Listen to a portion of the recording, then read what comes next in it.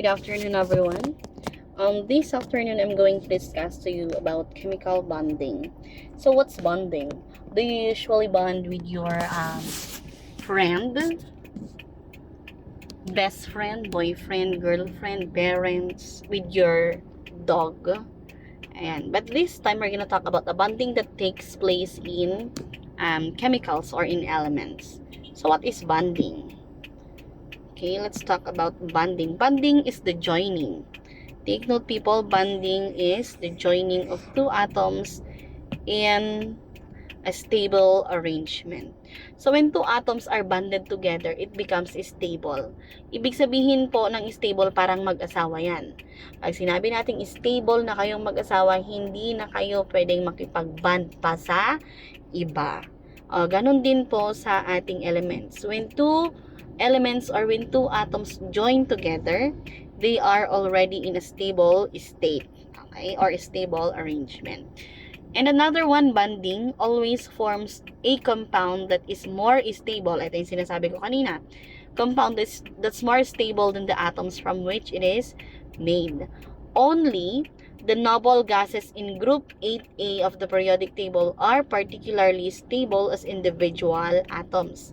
So, as individual atoms, kahit mag-isa daw ni neon, since si neon ay isang noble gas at kabilang siya sa group 8A, it is considered stable already. Okay?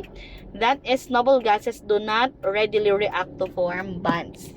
Ngayon, since yung mga nasa group 8A or noble gases are already stable, hindi na nila kailangan pang makipag-bonding or makipag-asawa sa ibang elements nang sa ganon magkaroon sila ng stability. Kasi dati na silang stable, so they do not need somebody else. Okay? There are two types of bonding. Merong dalawang uri ng bonding. We have ionic and covalent bonds. What's the difference between the two? Unahin natin sa ionic compound. So, an ionic bonding results to the formation of ionic compound. Inuulit ko, an ionic bonding results to the formation of ionic compound. And ionic compounds are composed of positively and negatively charged ions. I repeat po, ionic bond is composed of positively and negatively charged ions. Yan.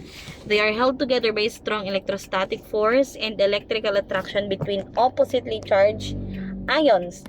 They are oppositely charged. Opposite, ibig sabihin, agkin na baliktad iti charge na opposite gamin. DJ may isang ion, iti charge na positive.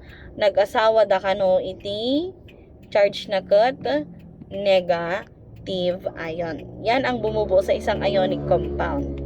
Okay, we have here the formation of an ionic bond. Take note, people, that ionic bond,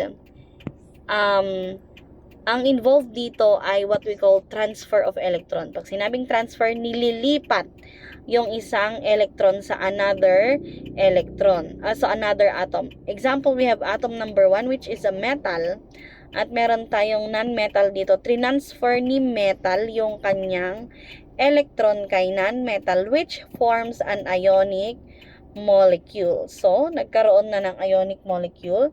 Yan, mag-asawa na si A tsaka si molecule B. Kasi nilipat ni A si electron niya. Since si A nag-release or naglipat ng kanyang electron, ayan, si A nga naglipat ng kanyang electron, inlipat mo di negative at kanyang. Therefore,